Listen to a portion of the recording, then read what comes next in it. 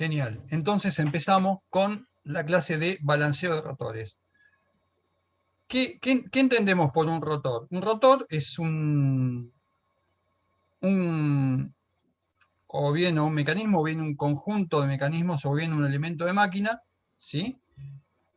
que tiene determinados elementos montados, ¿sí? Va a constar de un eje que está montado adecuadamente, y ese eje va a tener, o árbol va a tener determinados elementos montados, ¿sí? Y todo ese conjunto de árbol y elementos montados va a estar rotando con algún fin determinado. ¿Qué ejemplos de rotores se les ocurre?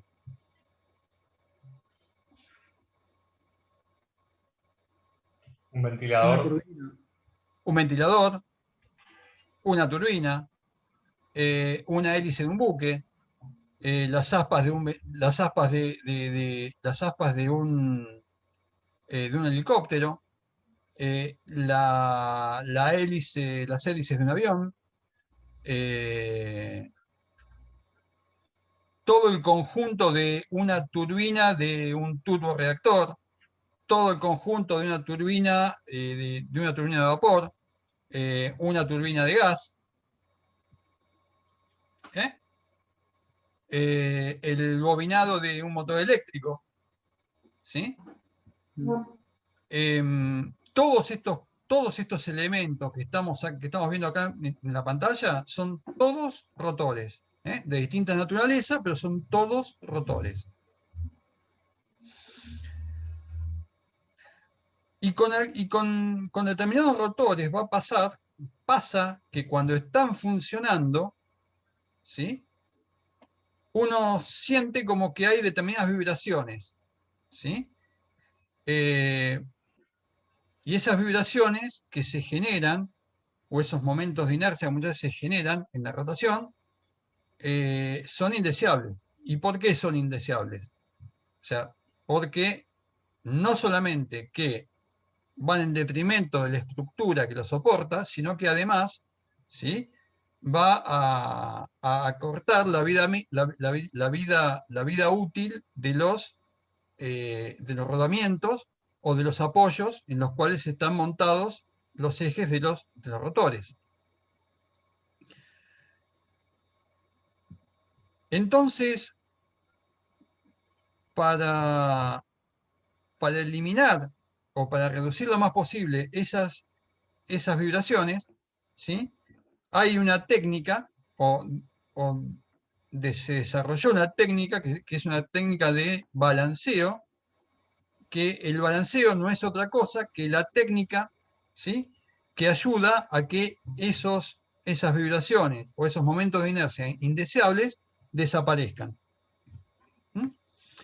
Entonces, para ponerlo en blanco y negro, ¿sí?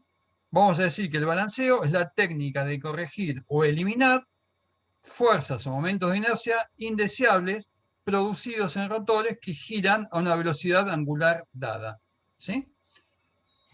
Para que las fuerzas estas se pongan de manifiesto, indudablemente el rotor es necesario que esté rotando.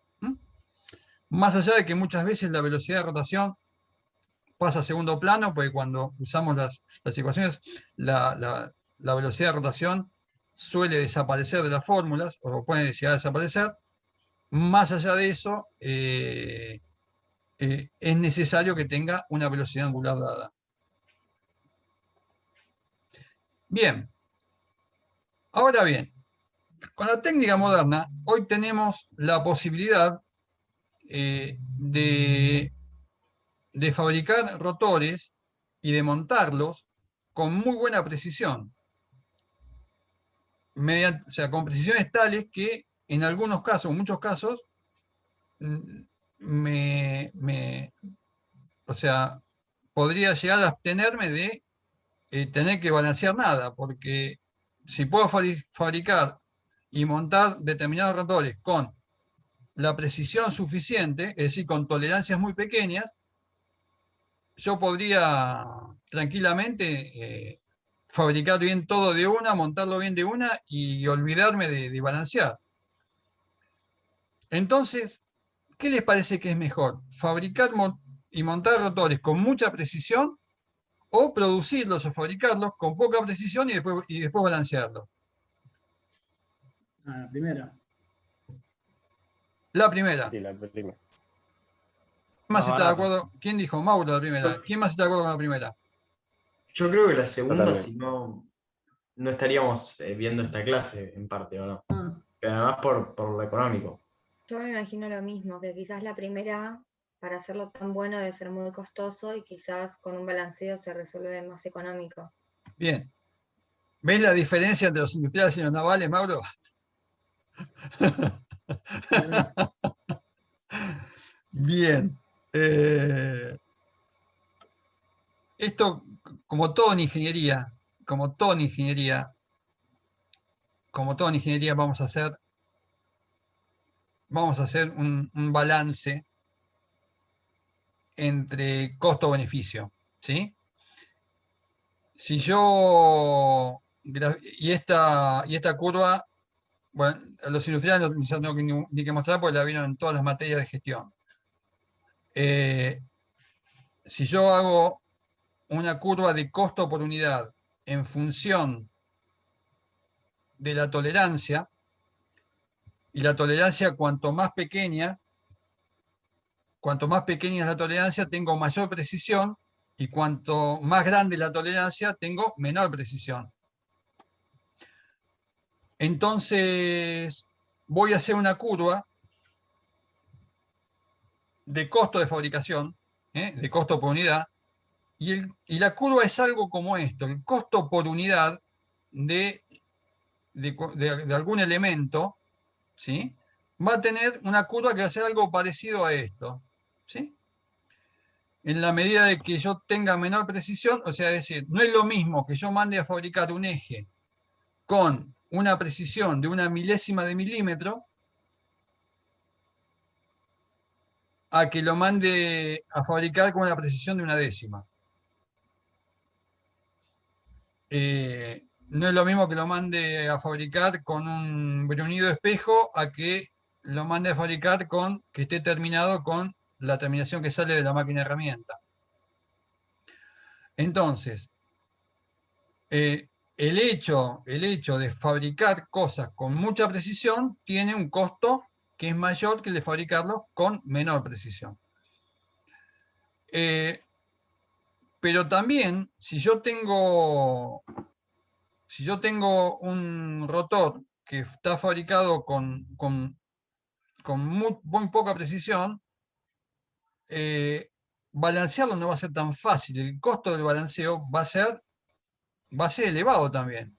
Y si mi rotor está fabricado con mucha precisión, el costo de balanceo va a ser menor, con lo cual la curva del costo por unidad del balanceo va a ser una curva inversa.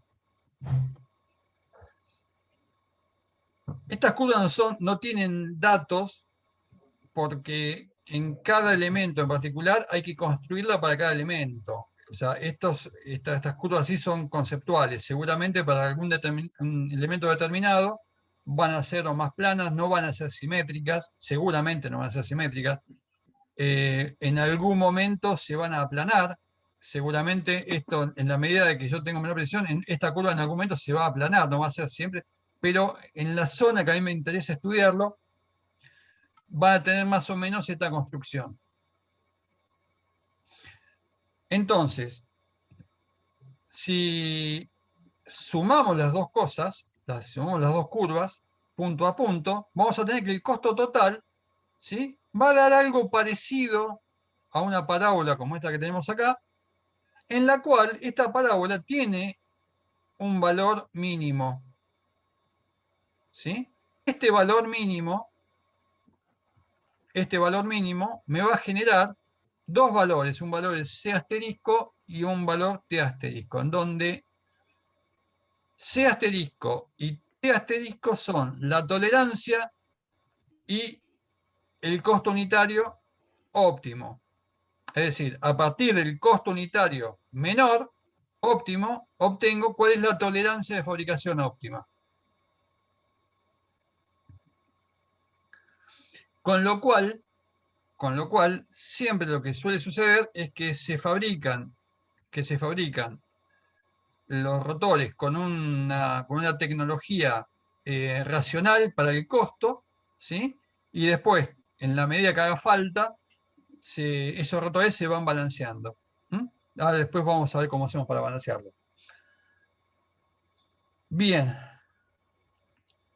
Esta parte que está acá en el apunte no está explicada así, pero algo de esto dice el apunte que les mandé. Dicho sea de paso, díganme, a todos les llegó el apuntecito, ¿no? Por mail. Bien, si a alguien no le llegó, Sí, sí. Sí, sí. bueno, si a alguien no le llegó, me manda un correo diciéndome, Carlos, no me llegó el apunte, mándamelo por favor, y se lo mando después. Genial. Bien, bien. Ahora bien, vamos a ver y vamos a hablar de desbalanceo, ¿sí? Cuando un rotor está desbalanceado, pasan determinadas cosas. Vamos a empezar primero con un caso sencillo, con un disco que puede rotar, ¿sí? Sobre dos guías, ¿sí? Suponemos que el rozamiento es el necesario como para que se genere la rotación, pero que a los efectos prácticos no consume energía. Y voy a hacer un experimento. Voy a hacer un experimento. Voy a darle un empujoncito y lo hago rotar por las guías hasta que se para, hasta que se detiene. Una vez que se detiene,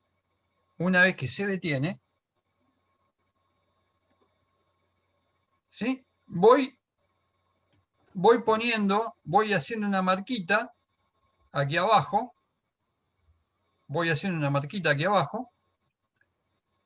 y el experimento lo repito varias veces. Y pueden pasar dos cosas. Pueden pasar o bien que las marquitas queden todas más o menos en el mismo lugar, o puede pasar que las marquitas queden esparcidas a lo largo de toda la circunferencia.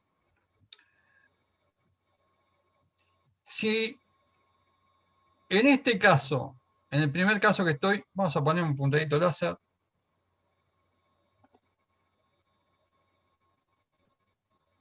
En este caso que está acá, ¿el rotor está Carlos, balanceado se o corta. está desbalanceado? Mal. ¿Cómo está? Sí, se corta.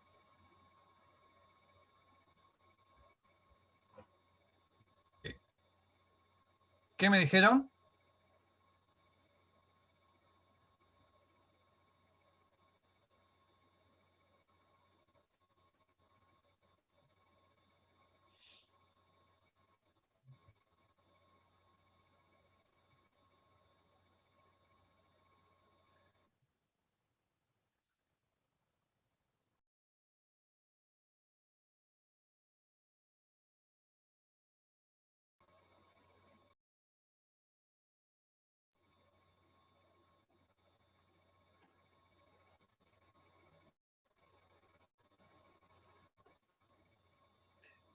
Ahí volvimos.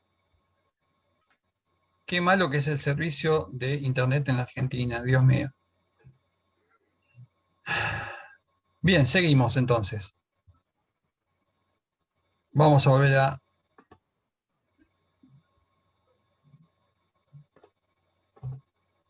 Seguimos acá, entonces. Entonces, acá está. Me dijeron que estaba desbalanceado, ¿sí? ¿Por qué está desbalanceado? En este caso, el rotor.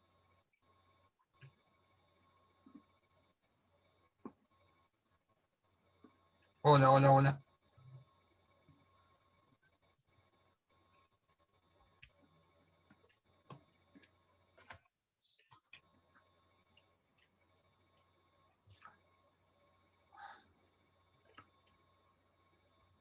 Carlos, Sí. por lo menos te escucho mal. Sí, Yo también.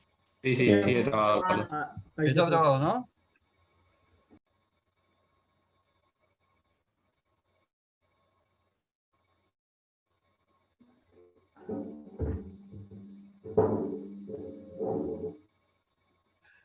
Bueno, si se corta de vuelta lo conecto con otro del celu y otra cosa. ¿Me escuchan ahora?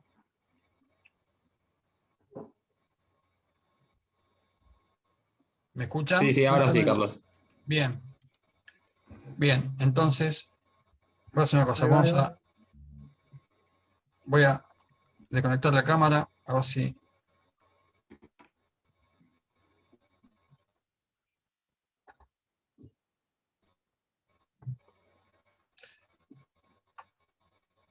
Bueno, ¿me escuchan chicos ahora o...?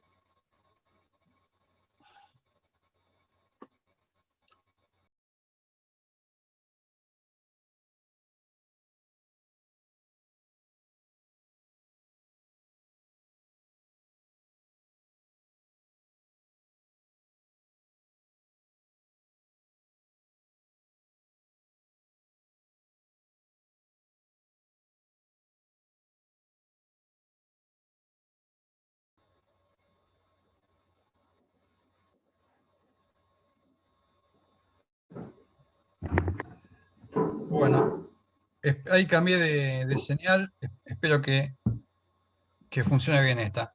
¿Me escuchan bien ustedes ahora? Sí, se escucha. Buenísimo. Sí, Carlos. Bien, seguimos entonces. Bueno, entonces,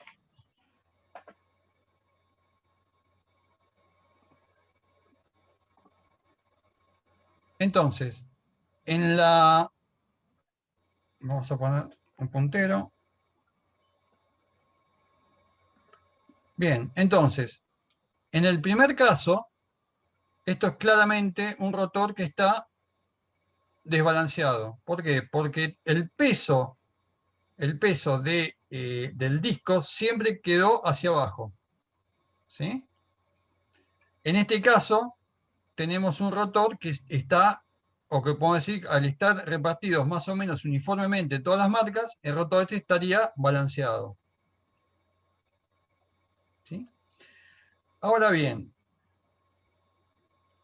vamos a hacer una primera disquisición, o una primera separación. Vamos a decir que el rotor, ¿sí? Si todos los elementos de masa que están involucrados, ¿sí? Los puedo considerar que están contenidos en un único plano, en donde estamos considerando que el eje tiene una masa despreciable frente a la masa del disco. Entonces, si todos los elementos involucrados en la rotación están, o los puedo considerar en un único plano, entonces voy a decir que este tipo de desbalanceo es un desbalanceo que voy a llamar estático. Es un desbalanceo estático.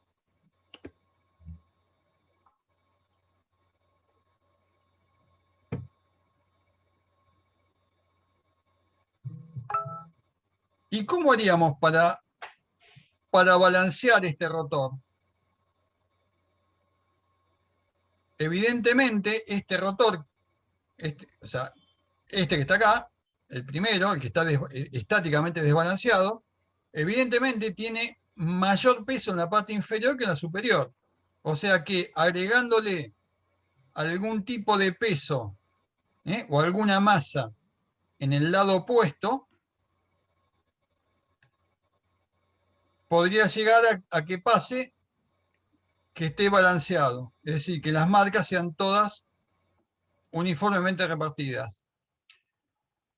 Saber dónde y cuánta masa poner es uno de los objetivos de esta clase. Bien, entonces, vamos a volver un poco a este gráfico que vimos en la clase de vibraciones y vamos a suponer un eje de masa despreciable con un con un disco que está girando a su alrededor, y el disco está desbalanceado. Está desbalanceado. Al estar desbalanceado, ¿qué es lo que está pasando? Que el centro de rotación del disco, ¿sí?, difiere, o sea, no coincide con el centro de masas. Entonces, este disco que está acá girando se comporta como si fuera una masa M ubicada a un punto G solidaria al árbol que está girando alrededor del mismo. ¿Sí? Al girar esta masa descentrada, ¿sí?, nos genera una fuerza, ¿sí?, de valor M por RG por omega al cuadrado, que produce además reacciones de vínculo en los apoyos. ¿Sí? Estos son variables y se generan vibraciones en los apoyos. Por lo general, cuando uno detecta desbalanceos, uno va a detectar, en principio, vibraciones en los apoyos. Esta fórmula ya la vimos la teórica pasada, en el sentido de que tenemos que la amplitud que se genera, ¿sí?, depende de las velocidades, ¿sí? Y que en la medida que la velocidad de rotación se acerque a la velocidad crítica, en la medida que la velocidad de rotación se acerca a la velocidad crítica, vamos a ver que esa ampliación tiende a un máximo. De hecho, o sea, el límite tiende a infinito. Bien, vamos a ver, para evitar este tipo de fuerzas y vibraciones, cómo hacemos para balancear algo, o sea, algún rotor que tiene naturaleza de desbalanceo estático. ¿Sí? Entonces vamos a suponer que tenemos un rotor con 3 aspas que está rotando. De cada una de estas aspas, yo voy a conocer dónde está ubicado su centro de masas y qué masa tiene cada aspa.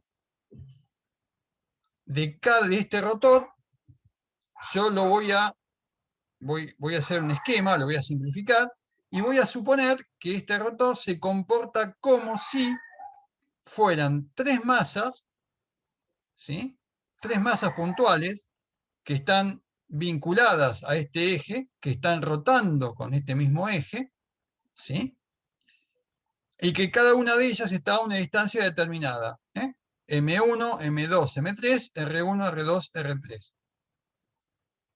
Entonces, cuando yo desarrollo este sistema, ¿sí?, yo puedo decir que este sistema se comporta como un sistema rotante, ¿sí?, con 3 fuerzas actuantes permanentemente debido a la fuerza centrípeta que se genera por la rotación de este sistema. Cuando yo compongo estas 3 fuerzas vectorialmente, yo tengo que estas tres fuerzas,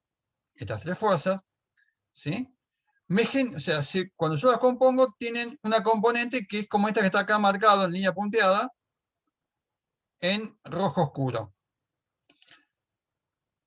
Si yo tuviera que balancear este sistema, ¿cómo haría? Una opuesta, ¿no? La misma dirección, pero de distinto sentido. Totalmente. ¿Y cómo consigo hacer una fuerza en el mismo, o sea, en el mismo sentido y opuesta a esta? Viendo O sea, dónde poder agregando. poner una masa, ¿no? Agregamos Agregar una masa. masa. O sea, tendría que agregar una masa en la línea de acción de esta resultante. En la línea de acción de esta resultante yo tengo que conseguir una masa, ¿sí?, una masa que me genere una fuerza igual y contraria a esta que está acá, a esta FR. Esta fuerza que consigo colocar acá, ¿sí? Se va a llamar fuerza de balanceo. Y yo debería colocar sobre esta recta de acción una masa en algún punto de esta recta, ¿sí? De modo tal que esa masa, por la distancia de la masa al centro O, por la velocidad angular, ¿sí? Me genera esta fuerza de balanceo, que es la con la cual yo consigo,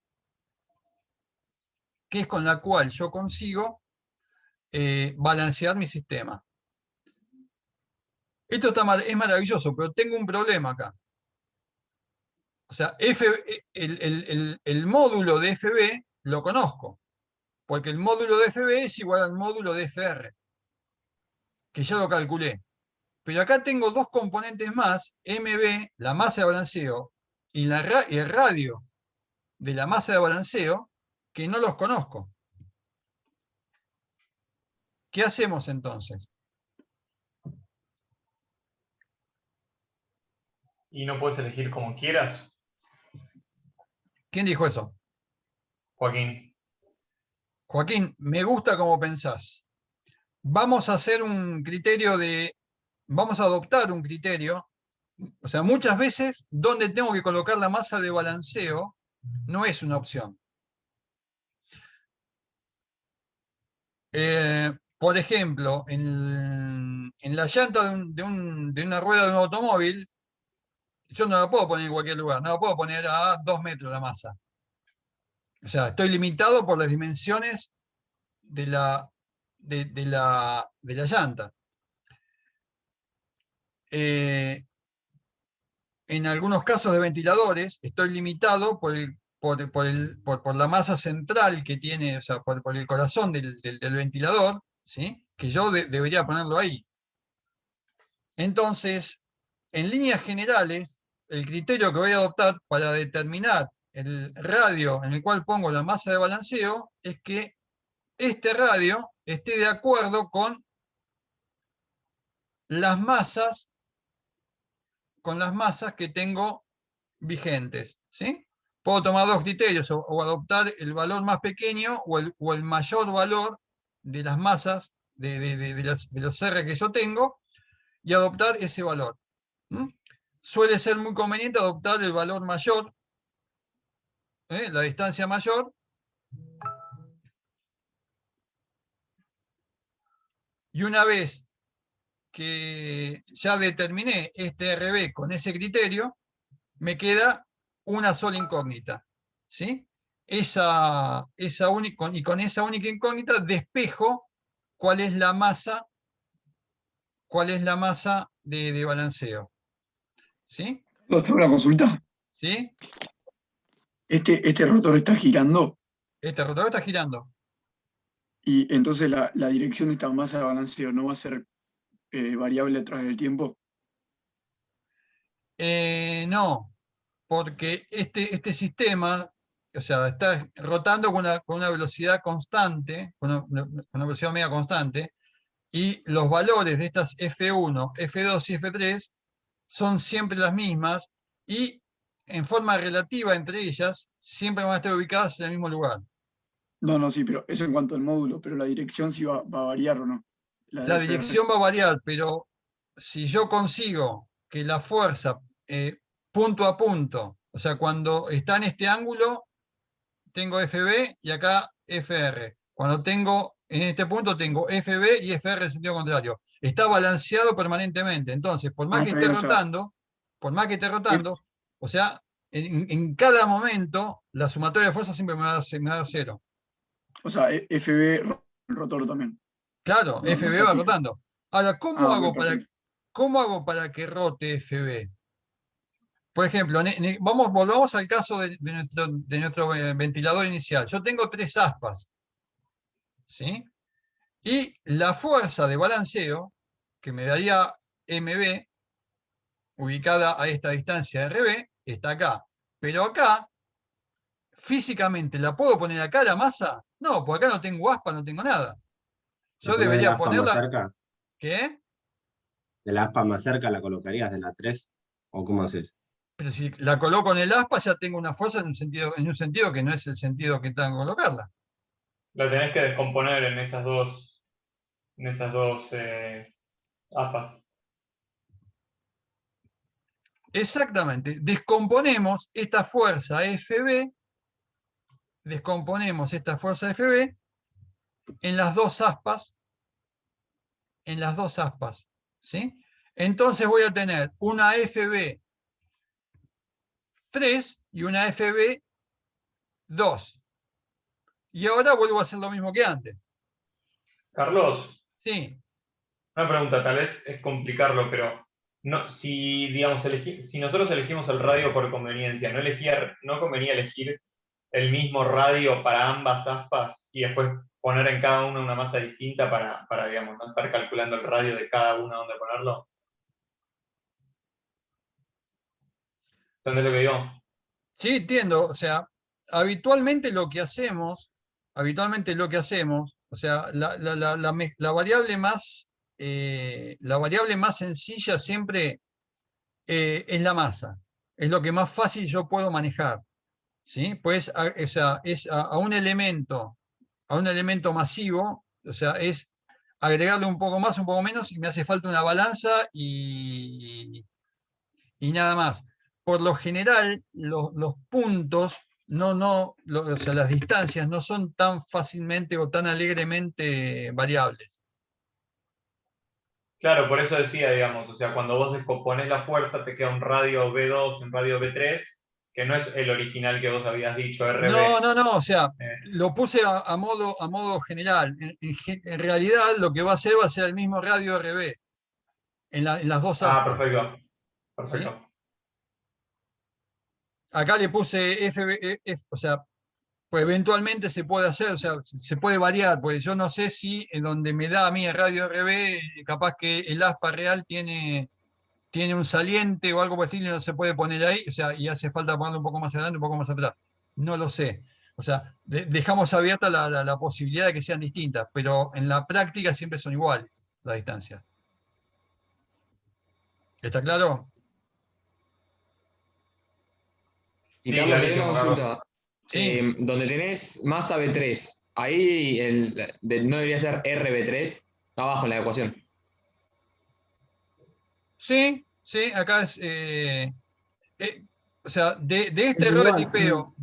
tipeo, ¿qué es lo que deducís? Claro, que son iguales, está bien. No. De este error de tipeo lo que deducís es que en el PowerPoint, cuando yo hice esto, pues de esto, así como está Copiaste acá, y no está en ningún pegaste. lado. O sea, hice copy-paste, ¿sí? Copiaste y Y cuando pegaste. copié, cambié el subíndice acá y acá no lo cambié. O sea, esto es un sincericidio, pero bueno, es así, la verdad que es así. O sea, copié y pegué, y o sea, esto después lo voy a modificar. Y vamos a anotarlo si no me voy a olvidar. Perdón, Entonces, Carlos, tengo una pregunta. Entonces ¿sí? dijiste que elijo el valor del más chico del radio para hacerlo En de realidad lo balanceo. que usamos es el radio, por lo general usamos el más grande. El más grande. ¿Y por qué? Porque si yo uso el más grande, las masas van a ser menores. Cuanto más grande es el radio, menor es la masa que tengo que poner. Claro. Bueno, gracias.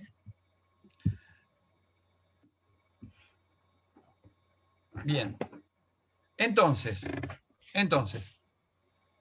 si donde yo tengo que poner la masa tengo aire, no tengo nada, ¿qué hago? Esa fuerza original la descompongo en las direcciones donde sí tengo donde ponerlo y problema resuelto. Este problema se da mucho en los casos reales de balanceo, en los cuales, lo vamos a ver en un ratito en unos videos, que hay máquinas de balanceo en los cuales utilizan puntos determinados para poner las masas. Y es muy raro que la fuerza de balanceo coincida con alguno de esos puntos, ¿sí? Entonces, trazamos la fuerza y la dividimos en los puntos en los cuales podemos ponerlo.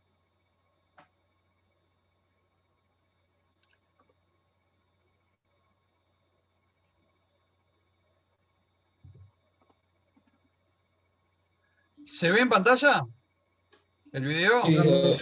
Sí, Carlos. Genial. acá tenemos, esto es un video en el cual tenemos una máquina de balanceo. Esta máquina permite balancear en un plano o en dos planos. Y fíjense, estos agujeritos que están acá son los agujeros en los cuales yo puedo colocar masa para balancear el rotor. Ponemos un sensor, ¿sí? Sensor con una luz estroboscópica. Y lo que se va haciendo, se ven, cada paleta tiene en una posición determinada un huequito, ¿sí? Una cavidad para colocar masa de balanceo. ¿Sí? Y lo que... ¿el audio también sale No, en el yo video de por lo menos no ustedes? escucho. ¿Cómo? Yo no lo escucho, Carlos. Ah, No, no se zafaron, pues es escucha. una música lamentable, pero bueno. Mejor si no la escuchan. ¿Mm? Entonces, se coloca una masa de prueba, si lo hace girar, la máquina, o sea, nos va dando información y nos va dando después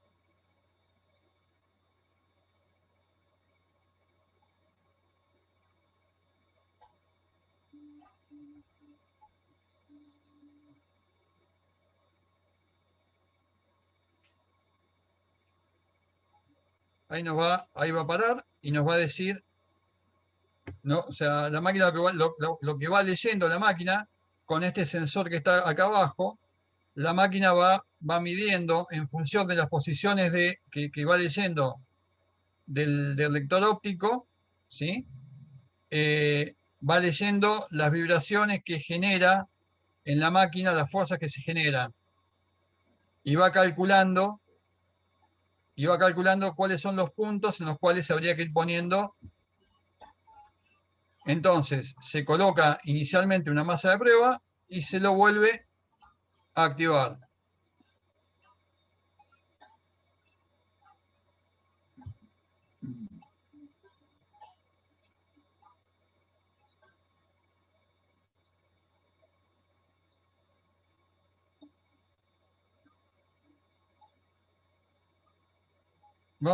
Me gustaría poder adelantarlo, pero no me deja. Ah.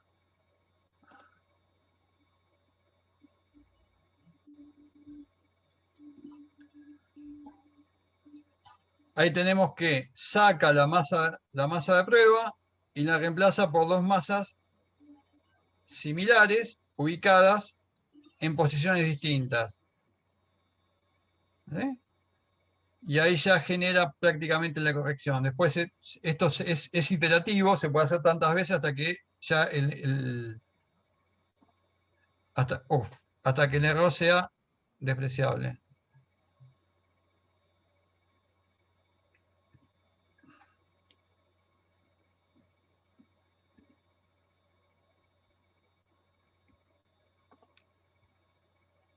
Bien. Esto con desbalanceo en un plano. Ahora bien, fíjense esta turbina. Esta turbina, si yo le hago la misma prueba de deslizarla por...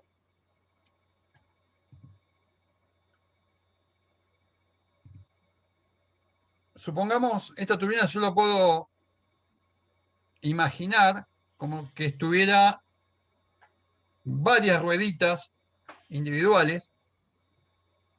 Y supongamos que todas están perfectamente balanceadas, menos dos rueditas, que pueden ser la del principio y la del final, en la cual yo detecto, de alguna forma milagrosa, detecto que tienen la misma, que tienen una masa descentrada, que la masa M1 y M2, supongamos que es la misma masa, supongamos que la masa M1 y M2 es la misma, y lo pongo a rodar en las guías con que antes había puesto a rodar el disco estaba desbalanceado estáticamente. Si las masas M1 y M2 son iguales, y las distancias al eje son las mismas, y yo lo pongo a rotar, este cilindro que representa a la turbina, ¿está balanceado o está desbalanceado?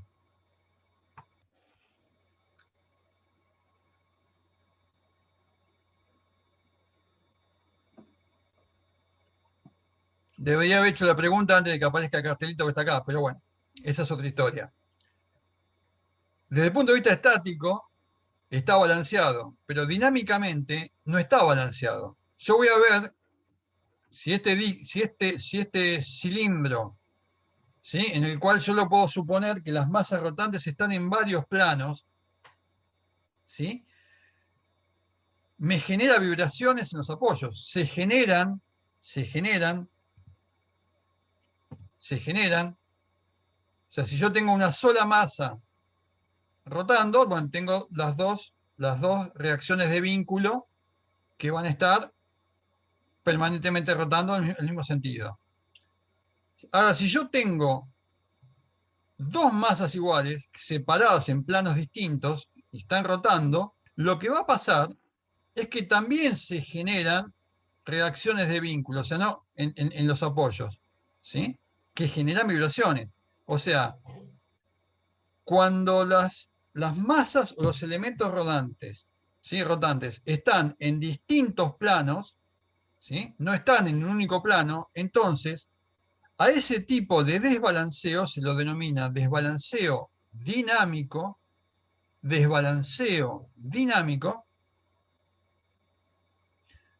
e independientemente de que un rotor que está desbalanceado dinámicamente puede estar desbalanceado en forma estática, ese rotor como tal no está balanceado. En la práctica es muy difícil que esté balanceado estáticamente y desbalanceado dinámicamente, pero es un caso extremo que lo traigo a colación como para que se vea que el fenómeno no tiene, o sea, no es el fenómeno del balanceo en un único plano, sino que es en varios planos. ¿Y qué debería hacer para balancear? ¿Qué debería hacer para balancear este tipo de rotores? ¿Qué les parece?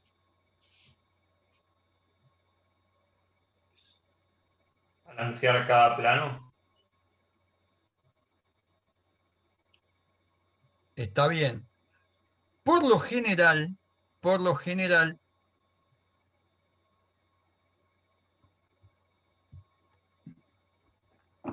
bien, yo acá tengo, fíjate, acá tengo una turbina. Vamos a poner de vuelta puntero.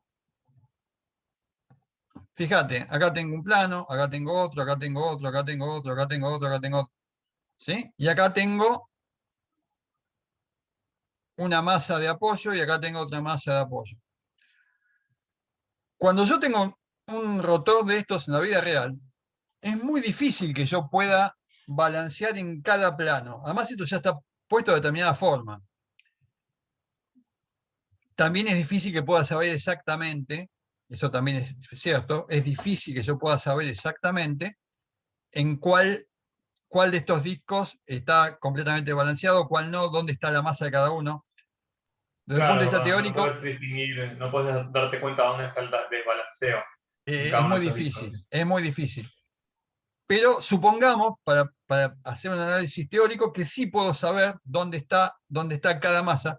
Lo que sí es cierto que es muy difícil que pueda colocar una masa en cada uno de estos planos, ¿sí?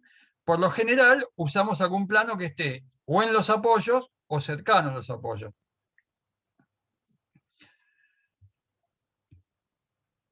Y en los apoyos es medio complicado, pero bueno, supongamos que también se pueda. Si se pudieran poner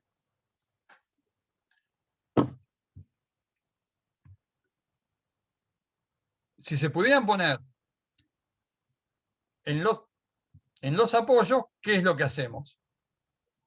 En cada apoyo ponemos una masa de forma tal de generar una fuerza igual y contraria a la reacción de vínculo y problema resuelto. O sea, una forma de que yo me dé cuenta que mi rotor está balanceado es que en los vínculos las reacciones valgan 0.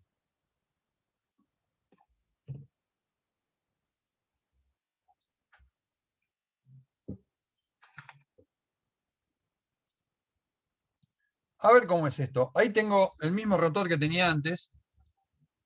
Ah, no, tengo otro distinto. Tenemos este rotor.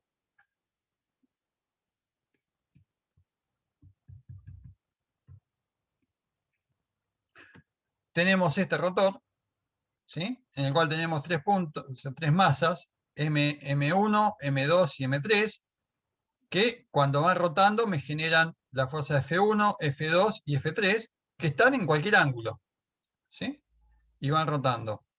Entonces, lo que voy a hacer, lo primero que voy a hacer es hacer la sumatoria de fuerzas y la sumatoria de momentos. ¿Con respecto a qué puntos? La sumatoria de momentos.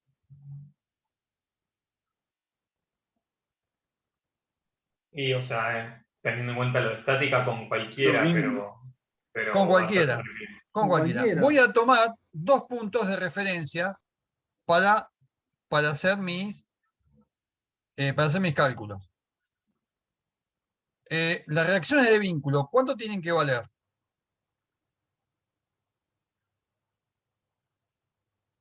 0. 0. Las reacciones de vínculo tienen que valer 0. ¿Sí? Es lo que a mí me garantiza, o sea, en mi vínculo yo no tengo que tener fuerza.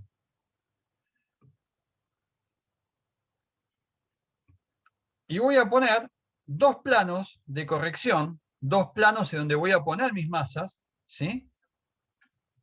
A la izquierda y a la derecha, ¿sí? A la izquierda y a la derecha. Entonces, esta sumatoria de fuerzas y la sumatoria de momentos lo voy a hacer con referencia a estos 2 puntos, a estos 2 planos que están acá. ¿Sí? Voy a calcular en cada uno de estos planos, con estas fuerzas, con esta ecuación de proyección y con la ecuación de momentos, voy a calcular de una forma muy parecida a cómo calcularon en el TP de árbol, ¿sí? En este plano, ¿cuánto vale la reacción izquierda y cuánto vale la reacción derecha? Y una vez que tengo calculado cuánto vale la reacción izquierda y cuánto vale la reacción derecha, planteo que esta fuerza, ¿sí?, va a ser igual, que ya la calculé, con las ecuaciones de proyección y con la ecuación de momentos, ¿sí?, que va a ser igual a la masa, en este caso va a ser a la masa del plano derecho por la distancia por omega al cuadrado. Y acá lo mismo, las distancias por lo general van a ser iguales, ¿sí? RL y R van a ser iguales, y calculo y despejo las masas, ¿sí? Y acá ya me queda cuál es la masa que tengo que poner en el plano de corrección.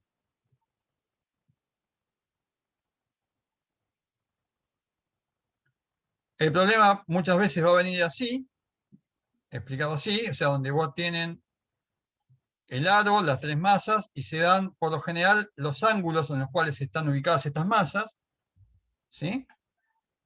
Lo que se da también son las longitudes para poder calcular los momentos, las distancias de cada masa, ¿sí?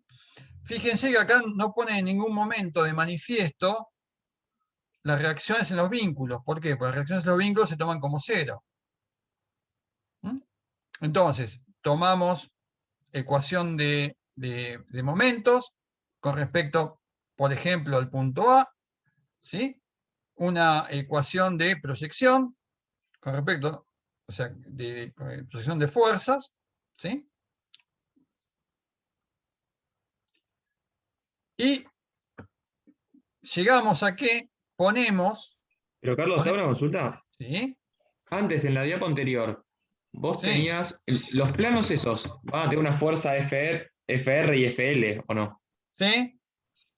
Pero no están, o sea, hasta no llegan a estar en los apoyos, digamos, están tipo como un infinitesimal antes, digamos, para que no haya una fuerza. Están distintas, están en planos que no están en los apoyos. Si, Ok. si los planos de balanceo coincidieran con los planos de los apoyos, lo que hago es colocar, o sea, es calcular las reacciones de vínculo y poner una fuerza igual de contraria a la reacción de vínculo. Y problema resuelto. No estaban Ok. haciendo nada. ¿Eh?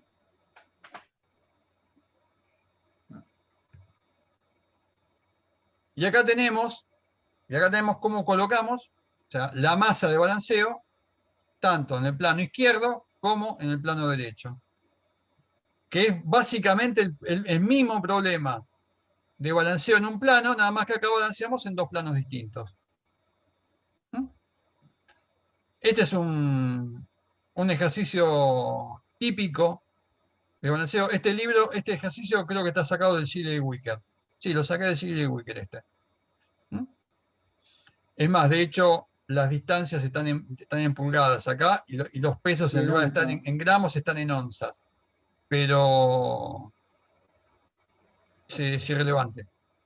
¿Mm? Entonces hacemos algo parecido a lo que hacíamos en el trabajo práctico, descomponemos en un plano horizontal, en un plano vertical, ¿sí? Y después nos va a quedar, o sea, acá esto es balanceando, ¿eh? Acá nos quedan las fuerzas de balanceo, y ahí calculamos las fuerzas de balanceo directamente.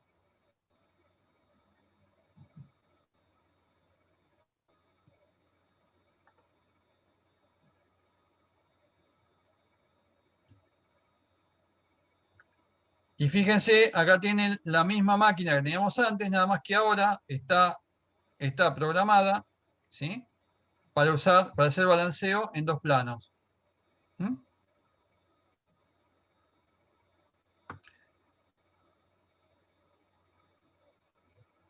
Acá tienen el plano 1 y el plano verde, o sea, el plano verde es lo que nosotros llamamos el plano de corrección derecho, el izquierdo, y el rojo es el derecho.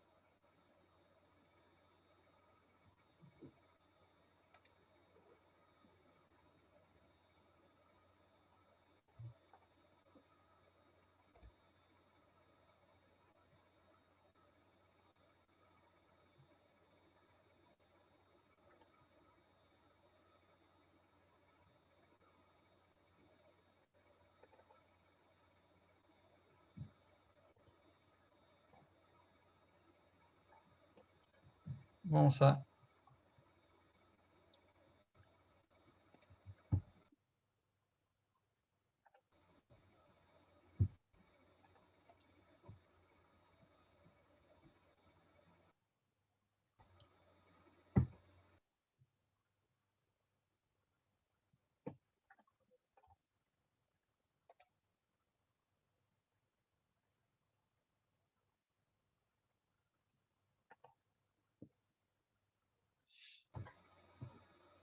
Ahí tenemos en el plano 1 y en el plano 2 las distintas posibilidades que tienen, ¿sí?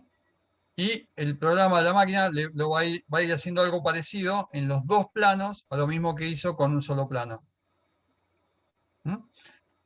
La única diferencia es que el sensor de movimiento acá está paralelo a los sensores de vibración, ¿sí? Y la tira para generar la lectura de velocidad está en el eje, ¿sí? Y no en el rotor. Y después el mecanismo es muy parecido.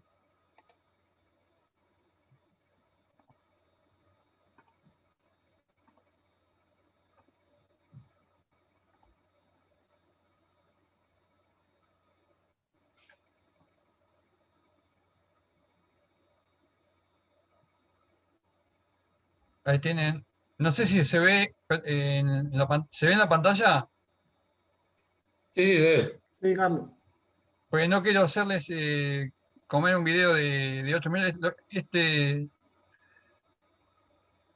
Hice un curso de edición de video en estos días para que no me pase esto. Así que para la próxima el video va a estar editado. El OpenShot funciona bárbaro. ¿Mm? Ahí lo van teniendo cómo van haciendo con los dos planos, ¿eh?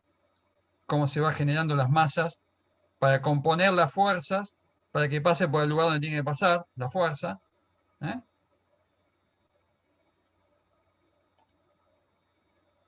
Y ahí terminamos.